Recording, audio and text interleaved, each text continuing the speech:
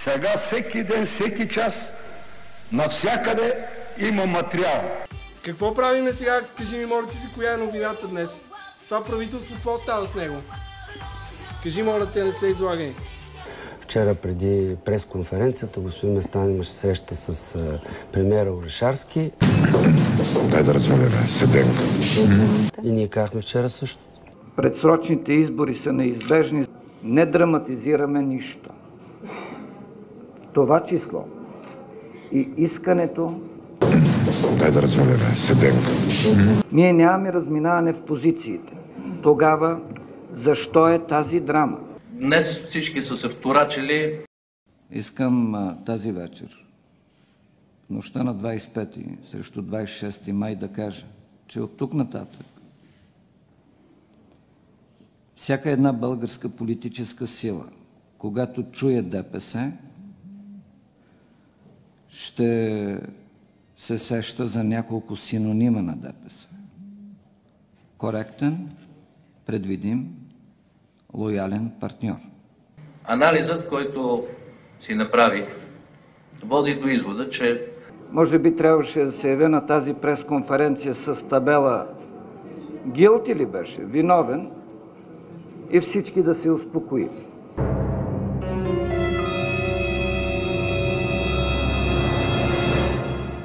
Формулата се изчерпа.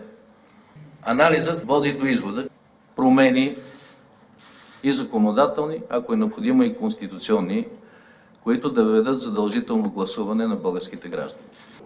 Отмъщението не е езикът на модерната политика. Това не е новина.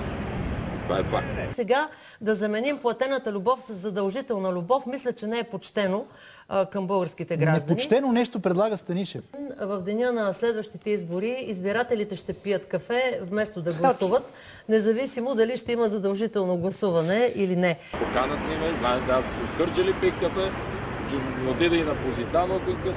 Подозрения за поява на трети, дали на кафе или в разговори за широка коалиция, също обтягат отношенията.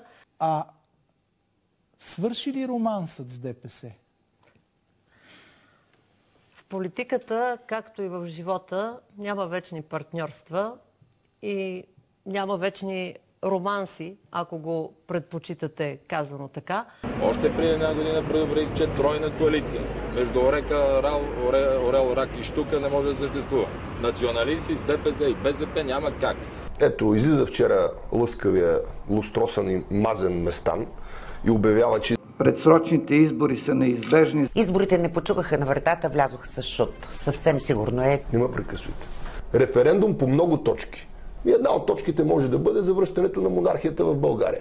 И ако ние тук играем с коза царя, вече може да се случи. Готов съм да предложа схема от икономически мерки и социално-икономическо партньорство, посредством което не по-късно от 800 дни ще променят живота ви. Царя е либерал. Материални претенции към България имате ли? Как материални? Тоест имуществени. Как е? Собствена си страна? Не. От мене това няма се види.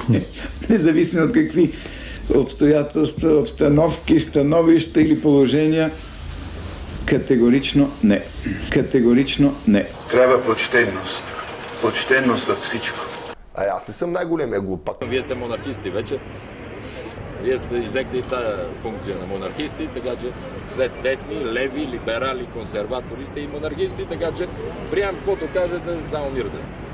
Трябва ли да има включително гласуване? Аз мога да коментирам темата, когато не ми я задавате по този начин.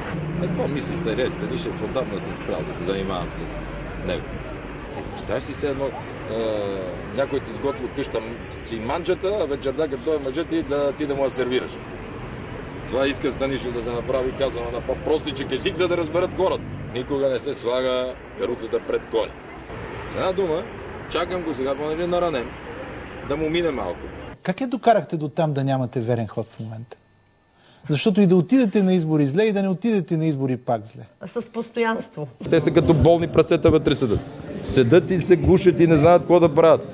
Какви ремонти, какви кабинети, какво ще правят тези хора? Нека Бог да ви помага. Погледнато заглавията, мониторинг, много хубаво звучи, значи има напредък.